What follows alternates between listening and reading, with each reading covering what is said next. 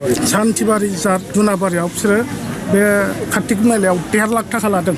आं प्रेसिडेन्टमोन। 1.5 लाख फैसा जानानै जुवा होहोनायनि जेनाखि खोथा बेवहाय आङो बुंगोन बिथांहा जेबो फोरमान गैया आरो बियो टटेलि फेक थारमाने बियो नंखाय। सान्थिबारि आरो दुनाबारि कार्तिक मेलायाव 1.5 लाख रां लादों होनदों, नाथाय बे होननाया नंखाय। कमिटिनिफ्राय मथा-मथि अफिस सावनायनि जों खोथा होनाखै।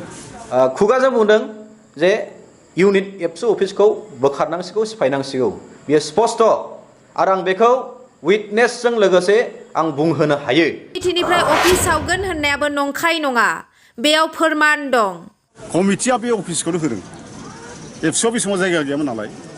टटेलि बेथ' रं, खारन बाजार कमिटिजों जोङो अफिस नांगौ होननानै सावरायनाय जायाखै। आबसुआ बे जायगायाव जायगा गैयामोन होननाया गोरोन्थि जादों। आखाइजों बुथाराखै बेखौ टिबिलखौसो सौदों, नों मानो फन हरनो हाया होननानै। जोबाय, आंनि टेबोल दं नालाय सिगाङाव, टेबोलाव जोबाय, ओमफ्राय गुदामा बेहाय बेबायदियाव जिरायनाय नालाय आङो बेबायदियाव, ओमफ्राय बेबायदियाव खेमसि दं, खेमसिया दाना ओरै गोलैनानै आथिङाव नांहैबाय, नांना बे जोबाय नालाय ओरै माबाबोबाय, बोनानै दाना खेमसिया नांबाय, ओमफ्राय बे टेबोलाबो बे उदैयाव एसे नांफैनाय जादों आरो। आखाइजों बुवाखै, नाथाय टेबोलाव जोनायानो आंनियाव नांदों, बेनो बुनायनि समान। दैथुननो फन हरनो थिननायाव बियो हराखै, गावनि गोसोखौ गिदिर गमन खालायनानै थादों बियो। ओमफ्राय बे मानो हराखै, गोसोआव मारैबा साननाय दङ खोमा, नङाबाथ' बियो हरनानै रायलायगौमोन खुला खुलि साफानो, मानो हराखै बियो। आंथ' खामानि गोनांखाय आं बुनाय जायासै, जेनेबा गावसिनावनो नाम्बार दंखायो हिसाबै गावसोरथ' बुनो हायोमोन ना। फनखौ आं मानो हरनांगौ, गावसोरनो हरनो हायोमोन, गावसोरनियावनो नम्बर दंमोन। थांनाय बे बोहैथि दाननि अक्ट'बरनि जे 22 खालार खालि जोंनि बुहुथिनालि बाजाराव जानानै थांनाय लक्ष्मी फुजानि मुङाव जि मोनसे मेला, बे मेलानि गेजेरजों जानाय जेनाखि जाथाय, दा बे जाथायखौ लानानै जिहेथु जोङो एबसुखौ मेला होगिरि बै माखासे बिथांमोना नंखाय मुं सुनाय आरो बेबायदि गाग्लोबनायनि सायाव जिहेथु जोङो बिथांमोनखौ FIR होलायनाय जादोंमोन आरो बे खोथाखौ लानानै बा बे जाथायखौ लानानै बिथांमोना अखानायै जिहेतु बिथांमोना मिडियायाव जोंनि एगेन्स्टआव काउन्टार बेबायदि बिथांमोना होदों। दा बेवहाय जोङो दिनै स्पष्ट रायजो राजाफोरनि गेजेराव बे मिडियानि गेजेरजों जों मोनसे क्लियारिटि जोङो होनो नागिरदों जे जोंनि बे बुहुथिनालि बाजारनि मेला, बे मेलाया थारैनो खुनु पारमिसन गैयामोन। जोङो थाइखाजरा दालाइ एबसु हिसाबै बे थासारि, बे नोजोरखौ लाखिनानैनो आरो जोङो समाजाव मोजां मोनसे थासारिखौ जों लुबैनानै कमिटियाव जों जि आर'ज बिलाइ होनानै बिथांमोनखौ बे बोसोराव थाथ'लायनो थाखाय खावलायनाय बियो सैथो। बेनि उनाव जिहेतु पुलिसा बा थानानिफ्राय थांनानै असि सारा जिहेतु पारमिसन गैयिखाय बिथांमोनखौ बै खेला होनायनिफ्राय होबथानायनि उनाव जोंनि सासे एबसुनि मावथि बिथांखौ बिथांनि दखानाव थांनानै गाग्लोबनाय जाथाया सैथो। दा गोबां खोथा बिथांमोना बुंदों मिडियानि गेजेरजों बुनाय, आक्रमण खालामनायनि सायाव। आङो दिनैनि बे फिन जेनाखि मोनसे रोखायै फोरमायनो नैबे लाफिननाय जेनाखि हाबाफारि, आं बेवहाय बुंगोन थारैनो जोंनि सासे मावथिखौ बिथांमोना आक्रमण खालामदों। जोङो पुलिसनि इनफर्मार नङा। दा गावसिनि खामानिखौ मावदों बियो स्पष्ट। बेनिफ्राय हरि बिथांखौ जोङो मिडियायाव नुदों जे सासेल' मानसिया टेबोलाव सौनायनि खोथा बिथांमोना बुंदों, नाथाय बियो नंखाय। बाजार कमिटिनि गोजाम सासे एक्स सेक्रेटारि, आथिखालावबो सासे मेम्बार तुला ब्रह्म बिथाङा थांनानै खेबनै टेबोलाव जोनानै जोंनि मावथिनि उदैयाव टेबोलजों जाबजों नांजाबनाय, खेमसिया गोग्लैनानै आथिङाव नांनाय, बेफोर जाथाया सैथो। बिथांमोना आखाइ होनोनो थांदोंमोन, जोनो सौनो थांदोंमोन, नाथाय थोंजोङै मोदोमाव आखाइ होनो हायैनि जाहोना जाहैबाय बिथांमोना दायनिगिरि।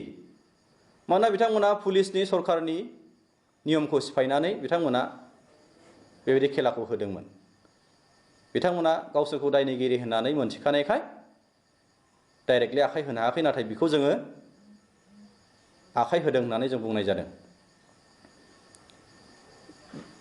बेनिफ्राय जों जे बिथांमोनखौ एफआइआर होनाय थांनाय माखासे समनि सिगां जे धेकियाजुलिनि जाथाय, दा दुलाराय बर' फरायसा आफादनि जिखिनि जाथाय जानाय, दा बे गासैबो नोजोरखौ जोङो नोजोर होनानै जिहेतु दिनै थाइखाजरायाव एबसुनि सायाव बेबायदि मोनसे जाथाय जानाय खेबनै जाबाय जोंनिखौ लानानै, इयुन समाव जाहाथे जाया एबसुनि सायाव आक्रमण खालामनाय आरो बेबायदि एबसुनि मावथिफोरनि सायाव टारगेट खालामनानै माबा मोनसे खालामनो साननाय, जाहाथे बेफोरो जाया, जों रायजो राजाफोरखौ खावलायनो थाखाय आरो जोङो हुसियार खालामनो थाखाय जोङो बै दुथां मानसिफोरखौ जोङो एफआइआर होनाय जादों। तुला ब्रह्म दुनाबारि गामिनि बिथाङा जे पार्सनेलि आंनि सायाव जेनाखि खोथा बुंनाय, 1.5 लाख फैसा जानानै जुवा होहोनायनि जेनाखि खोथा, बेवहाय आङो बुंगोन बिथांहा जेबो फोरमान गैया आरो बियो टटेलि फेक, थारमाने बियो नंखाय। थांनाय बोसोराव कभिड-19नि जेनाखि थासारि, कुनु जेरावबो मेला जायाखै आरो जोंनि दुनाबारियाव बेबायदि मेला मोनसे जायाखै, बेयो सैथो। आरो आं सासे एबसुनि वार्कार जानानै जिहेतु जोंहा मोनसे संबिधान दं हिसाबै आरो आं हिसाबै आं माब्लाबाबो बेबायदि फैसा लानानै सोरखौबा जुवा खेला होहोनानै समाजखौ धंस खालामनायनि आंहा सिमां गैया, थांखि नङा आरो बेयो आंनि मावनांगौ हाबाबो नङा। बेखौ आङो स्पष्ट आङो दिनै मिडियानि गेजेरजों बुंदों। जोंनि जेनाखि सासे मावथि इउनिट एबसुनि, बिथांखौ आक्रमण खालामनो थांनायाव गोबां रायजो राजाफ्रा थांदों। दा बेवहाय साबाल' जेनाखि एफआइआरनि लिस्टआव मुं गाखोनाय बा थिखोजानाय, बेयो सैथो। जों साबाखौल' जोङो बेबायदि जोङो होनाय जादों। जाहोना जाहैबाय बिथांमोना बे मेलानि एक्टिभ रल लानाय दैदेनगिरि, बिथांमोनानो बिथांमोननि टीमनि गेजेराव कमप्रमाइज जानो थाखाय आंखौ पार्सनेल न'आव थांनानै लोगो हमहैनो फैसा जासिनाय खोथाफ्रा आंनियाव दङ, कल रेकर्ड दङ। आङो नांगौ समाव बेखौ मिडियानि आङो फ्रन्ट माबायाव आं लाबोनाय जागोन। दा जोङो बिथांमोनखौ आं बुंदों नो कमप्रमाइज, आं बेबायदि खालामनो हाया। बेबायदि खनले खेबथाम बिथांमोना आंखौ पार्सनेल लोगो हमनानै बेबायदि मेला होनो थाखाय पारमिसन बिनाया बिथांमोना बेबायदि आंखौ नाजादोंमोन लोगो हमनो, किन्तु आं अबजेक्सन खालामदों। दा बे साबा जायफोरखौ जोङो एफआइआर होनाय जादों, बिथांमोना बे मेलानि बेबायदि एक्टिभ रल लानाय बेक्तिफोर, जायनि थाखाय दिनै जोंनि थाइखाजराव खुनु माब्लाबाबो थांनाय 30-40 बोसोरनि सिगां बेबायदि जाथाय जाफेराखैमोन। दा बेबायदि जाथाय जानायनि दायनिगिरिया बिथांमोनानो हिसाबै गासैबो स्टार्टिंनिफ्राय एन्डिं नैबे समसिमाव जे जाथाय जाबाय बिथांमोनानो बेनि दायनिगिरिखाय जों बिथांमोनखौ FIR होनाय जादों। FIR जानायनि उनाव बा होनायनि उनाव जेब्ला केसआ दिनैहाय जों बयबो मिथिगौ 24 घन्टानि उनाव केसआ रेजिस्टार जायो। दा केसआ रेजिस्टार जाबाय। दा बेवहाय केसखौ बिथांमोना उइथड्र खालामनायनि जेनाखि खोथा बुंनाय, दा बेवहाय जोंहा बुंनांगौ जेबो खोथा गैया। बेखौ प्रसासना आयेन बायदि गावसोर खामानि मावगोन, जों बेखौ जेबो बुंनो हाया। नंगौ, जेब्ला जाथाया जाबाय, जानायनि उनाव आंनो बिथांमोनखौ प्रसासना होबथानायनि उनाव मानो बेबायदि खेलाखौ होफिनबावनांगौ आरो मानो बेबायदि जोंनि एबसुनि मानसिखौ आक्रमण खालामनो मोनखो, बेनि जाहोनखौ आङो रोखायै लानो थाखाय आरो बेवहाय मानो बेबायदि जानो मोनखो बेखौ रायलायलायनो थाखाय आं बिथांमोनखौ लिंदों आरो जोंनि मावख'नो आं बिथांमोनखौ लिंहरदों।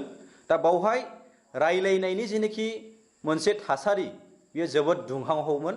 दा बाहाय कमप्रमाइज जानायनि जेबो खोथा रायलायनाय जायाखै।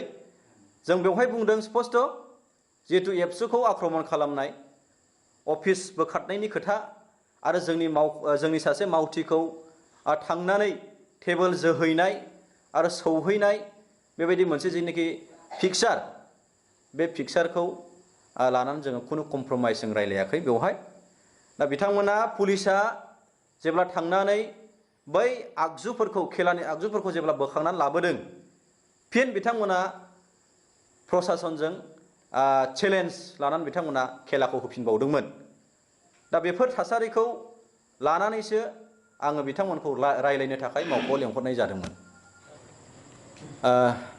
आं मोनसे खोथाखौ दिनैनि समाव बुंफिननो गोसो जादों, बा आं बुंथारनांगोन जे थुला ब्रह्म बिथाङा आंखौ पार्सनेलि बिथाङा नोजोर होनानै खोथा बुंदों, एलिगेसन लाबोदों। दा बिनि सायाव आं बिथांखौ बुंनांगोन जे थुला ब्रह्म बायदि सासे बाजार कमिटिनि दैदेनगिरिया दिनै जुदि बेबायदि थासारिखौ लुबैयाखैमोनब्ला, बे बुहुर तिनालि ओनसोलाव मोजां मोनसे आबहावा थासारिखौ बिथाङा लुबैग्रामोनब्ला दिनै बिथाङा बेबायदि थांनानै टेबोलाव जोहैनो नाङामोन। आरो बिथाङा जे आंखौ बुंदों पार्सनेल हिसाबै एबसुखौ गाज्रि मोनाखै, आनसलिकखौ गाज्रि मोनाखै, आं उमुकखौ डाइरेक्ट आंनिफ्राय गाज्रि मोनदों, बे खोथाखौ बिथाङा बुंदों। दा बेहाय आंहा बुंनांगौ दं जे थुला ब्रह्मआ गावखौ मानो साधु देखायदों? बिथाङा मानो गावखौ साधु देखायदों? बिथाङा बुंदों आंखौ माने दैदेनगिरि जानो हाया, एसे मेन्टेलि एसे बेबायदि मेम'रिया सर्ट टार्म, बेबायदि माखासे खोथा बिथाङा बाहायदों। थिग आसे, बिथाङा गुबुनखौ आसि थुनाय मानि बिथाङाबोथ' दाय दङ, बा बिथाङाबोथ' सासे गावखौ दिनैहाय फोरमान होनो हाया जे आं सासे बेबायदि एकदम साफा बेबायदि मानसि होननानै। एबसुआ जेब्ला 2020 मायथाइयाव बिथांमोननि दुनाबारि गामियाव पास जानाय सासे गथ'खौ बरायनो थांदोंमोन, अनजालि बरगयारी। बिथाङा उत्तर दाकिंआव गुरुदेब ब्रह्म बर्डिं स्कुलाव फरायनानै सेथि थाखोआव बिथाङा मोजां मोनसे मार्क्स लानानै बिथाङा पास खालामदों। एबसुआ जों जेब्ला बिथांखौ न'आव थांनानै लोगो हमहैदों, बिथांखौ जों बरायहैदों, बे समाव बिथांनि लिडिंसआव एबसुखौ बिथाङा होखारहरदों। दा बेबायदि सासे मेन्टेलिटिनि मानसि, दा बेबायदि सासे मानसिया आंखौ बेसेबां खोथा बुंनो हायो? दा दिनै आंखौ बेबायदि बुंनो हादोंब्ला बिथां गावखौबोथ' साननांगोन। दा बेनिखायनो आं सानो बाजारनि जेनाखि जाथाय, मेलाखौ लानानै जानाय जाथाय जोंनि तिनालियाव, बाजार कमिटिनि दाय दङ, दैदेनगिरिफोरनि भुल दङ। बिथांमोना जुदि पुलिस प्रसासना बादा होनायखौ लायोमोनब्ला आरो जोंनि खावलायनायखौ लायोमोनब्ला 22 तारिखनि जाथाया जायामोन आरो बिथांमोननिफ्राय दिनै एबसुआ FIR होनो गोनां जानाय नङामोन। दा बेखौ स्पष्ट बयबो रायजो राजाफ्रा बुजिनांगोन। दा आं बुंगोन थुला ब्रह्म बायदिखौ सासे दैदेनगिरि गामियावनो जा बाजार कमिटियावनो जा दोननो समायथावथाव नङा, आं बेखौ दिनै बुंनांगोन। खारन बिथाङा आंखौ पार्सनेलि बुंदों। दा जेसेनो पार्सनेलि खोथा बुंगोन नंखाय नंखाय खोथा बुंगोन आंबो बेवहाय जिरायनानै थानाय नङा आंबो बुंनो गोनां जागोन आङो मोनसे खोथाखौ आं क्लियार होनो नागिरदों दिनैनि बे मिडियानि गेजेरजों जे जोंनि सासे बे बाजारनि आइजो जाय बिथाङा बुंदों जे रावबो अफिसखौ सावनो बोखारनो नागिराखै बेबायदि खोथा बुङाखै होननानै बुंदों आं दिनै बुंगोन नोंथांमोननि मिडियानि गेजेरजों रायजो राजाफोरनो आं खिन्थानो नागिरदों जे मेन्दाय जायखौ नयन होननानै बुंदों FIR आव बिथाङाबो नाम दङ बिथाङानो जोंनि सासे कलिग इउनिटनि सासे वर्कार नीलचरण हाज'वारी बिथांनि सेराव थांनानै खुगाजों बुंदों जे इउनिट एबसु अफिसखौ बोखारनांसिगौ सिफायनांसिगौ बेयो स्पष्ट आरो आं बेखौ उइटनेसजों लोगोसे आं बुंहोनो हायो जोंनि सासे कलिग नीलचरण बिथाङा जेब्ला जाथाय जाबाय थादों बे समाव बियो रत्नेश्वर बिथांनि दखानाव बियो दङमोन जिरायनानै बावहायनो थांनानै बे मेन्दाया बा नयन बिथाङा स्पष्ट गावनि खुगाजों एबसु अफिसखौ बोखारनायनि खोथाखौ रोखा रोखा बुंदों नयन्त नार्जारिया फन हरनो थिनफैबाय नालाय आंथ' बुंखादों सिदा आंहा खामानि दं इउनिफर्म सुनाय दानो हरनांगौ बे मार्बल बिफा होननायनि बै रानिफुरनि फिसौला सुहोदों नालाय आं हरनो हाया आंहा टाइम गैया दानो गस्ला लांग्रा फैगोन दानो दंफैखायो दाना उनाव मानो हरनो हाया जाफैबाय दाना सासेयाथ' दन्दा होननाया टिबोल सौबाय फार्स्टआव टिबोल सौग्रोबाय आंथ' फन हरासै नालाय सार दिथुनाव आंथ' हरनो हाया होनखाबाय गस्ला गुदाम सुबाय थादोंमोन नालाय दाना टिबोल सौग्रोबाय बे सासेया दन्दा होननाया टिबोल सौनानै दाना बै थुला होननाया जोबाय ओरै खेबनै जोबाय आंनि टेबोल दं नालाय सिगाङाव टेबोलाव जोबाय ओमफ्राय गुदामा बेहाय बेबायदियाव जिरायनाय नालाय आङो बेबायदियाव ओमफ्राय बेबायदियाव खेमसि दं खेमसिया दाना ओरै गोलैनानै आथिङाव नांहैबाय नांना बे जोबाय नालाय ओरै माबाबोबाय बोनानै दाना खेमसिया नांबाय ओमफ्राय बे टेबोलाबो बे उदैयाव एसे नांफैनाय जादों आरो ओमफ्राय आसिया मेचिनजों खेबजाबनाय जादों ओरै टेबोल नांनानै नालाय आंथ' खामानि गोनांखाय आं बुनाय जायासै जेनेबा बे गावसिनावनो नाम्बार दंखायो हिसाबै गावसोरथ' बुनो हायोमोन ना बुंलांनाया थिगानो बुंदों बे जाथाया दङ आंबो फार्स्टनिफ्राय दंखायो जेब्ला पुलिसफ्रा बे मेलानि बे रिंखौ दानखावफैयो अब्ला जों बयबो दंखायो जेब्ला बे मेलानि रिंफोरखौ दानफाय दानफाय थाङो बे समाव दसे थानानै बिसोर थांनायनि उनाव नैबे बियादैखौहाय मेलानि जायफ्रा लायदों गागिफोर बिसोरो बिनि दखानखौ गाग्लोबफैदों नंगौ आरो दसे थांनानै पुलिसफ्रा थांनानै आरो गेलेहोबावदों फास्स' लानायनि एसे बोखांनो होननानैहाय जायफ्रा लादोंमोन बिसोरखौहाय दसे सम होबावदों गेलेहोबावदों जाथाय जाखांब्लाबो गेलेहोबावदों आरो बिनि गेजेराव बिसोरो लिडारफ्रा फैनानै थुलाया जोफैदों सैथो नंगौ बियो खननै जोदों आरो बिनि सिगां दन्दाया टेबोलखौ सौलांदों नंगौ सैथो गासिबो बिहादैखौ बेबायदि एटेक खालामफैजोबदों दा कमिटिनि लिडारफ्रा बेबायदि जानो नाङामोन अनलायनांगौमोन गावजों गावनो बिसिनाव नाम्बार दंलायखायोमोन गावजों गाव हरलायनो बेखौ बिजि नुनायखाय बिथाङा हरनो हायाखिसै बिनि सिगांनो सासे मानसिनो बे फन हरग्रोखादोंमोन मेन्दाय होननाया ओमफ्राय माबोरै नाम्बार बिफैबावखो नंगौ सैथो बे नाम्बार होयिनि बेखौ एटेक खालामफैदों दा जिहेतु जोंनि थाइखाजरा दुलाराय बर' फरायसा आफादा थांनाय 2014 मायथाइयावसो दाजादों बेखौ जोंनि टेन्डर आन्चलिक कमिटि एबसुआ जोंनि एरिया बाउन्डारा बेसेबांबा गिदिरखाय बहाय माखासे सामलायनायनि माखासे जेंना सफैदों बे सफैनायाव जोंखौ 2014आवनो इउनिट कमिटि हिसाबै जोंखौ गनायथि होदों एबा दानानै होदों दा बेवहाय आं मोनसे बाथ्राखौल' आं बुंनो नागिरदों जे बे 2014 निफ्राय 2020 सिम जोङो लांदां अफिस गैयाजासे जोङो इउनिटखौ सालायबोनो गोनां जादों। बेखौ बयबो मिथिगौ बा सोरनिबा दखानाव थानानै बा अबेबा थानानै जों सामलायबोदों। दा खिन्थु फैयै फैयै रायजो राजाया मोनसे जोंखौ अनखांनाय फैदों आरो मोनसे जातीय संगठन हिसाबै जे मोनसे अफिसनि गोनांथि बे गोनांथिखौ नुनानै गोबां खेब सावरायनाय जादों आरो गोबां खेब सावरायनायनि गेजेरजों जों दखरसे हा मोनदों, नाथाय जोङो न' लुनो हायाखै। बे दखरसे हाखौ खोब जों साबायखर होनांगोन। राइन' स्पर्टिं क्लाब एन्ड लाइब्रेरि दं जोंनि थाइखाजुरायाव।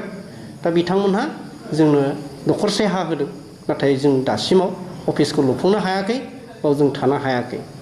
अब्लाबो माखासे सम आरो थासारिखौ लानानै गोबां खामानि मावनांगौखौ लानानै बा जाथिनि थांनाय थैनायखौ फोथांनांगौ मोनसे संगठन हिसाबै बा नायनांगौ हिसाबै जोङो अफिसनि गोनांथिथार दसेब्लाबो होननानै जोंनो जे थाइखाजुरा ओनसोलनिनो माखासे मानगोनां व्यक्तिफोर जे 7 ब्रादार्स होननाय मोनसे ग्रुप दं, बिथांमोना 7 जन आरो बिथांमोनानो गावसिनि जे बे बाजाराव थानाय गावसिनि मोनसे न' बे न'आवनो नोंथांमोना थाथ'नानै नोंसिनि खामानिखौ अफिस हासान्दि मावथ'नो हागोन होननानै जोंजों सावरायलायनानै बेखौ मानाय जादों आरोखि, जिरायहोथ'नाय जादों। बाजार कमिटिया बुंदों जे जोंसो होदों, होमबा जों बोरै सावनो बे खोथाखौ? दा बेथ' टटेलि बेथ' रं। खारन बाजार कमिटिजों जोङो अफिस नांगौ होननानै सावरायनाय जायाखै, बा बाजार कमिटि जों जे नोंथांमोननो अफिस नांसिगोन बे खोथाखौ लानानै बिथांमोनहाबो सानाखै, हयथ' सानदोंमोनबाबो जोंनि सिगाङाव प्रकाश खालामाखै, जायनि थाखाय जों बेखौ बुंनो हाया। किन्तु जोंनि गेजेराव माखासे रायजो राजाफ्रा मोनदांनायनि गेजेरजोंसो अफिसा नांगोन, बे नांगोनखौ साननानै बिथांमोनहाबो सासे सासे ओनसोलनि समाज दैदेनगिरि हिसाबै समाजनि दिगखौ नायनानै गावसिनि जे थाखानाय न'खौनो बिथांमोनहा जोंनो होदों। किन्तु थाइखाजुरा बाजार कमिटियादि जोंनो थाखाय अफिसखौ होनाया बे नंखाय। किन्तु साबायखर होनांगोन, मोनसे बाथ्राया बेल' जे बिथांमोननि बाजार कमिटिनि आन्दारावनो जोङो जिरायनो मोनदों। दा बिथांमोनखौ बे खेत्रआव जों साबायखरखौ होनांगोन। किन्तु अफिसा बिथांमोननि न' नङा, बे 7 ब्रादार्सनि न'। बेखिनि आरोखि।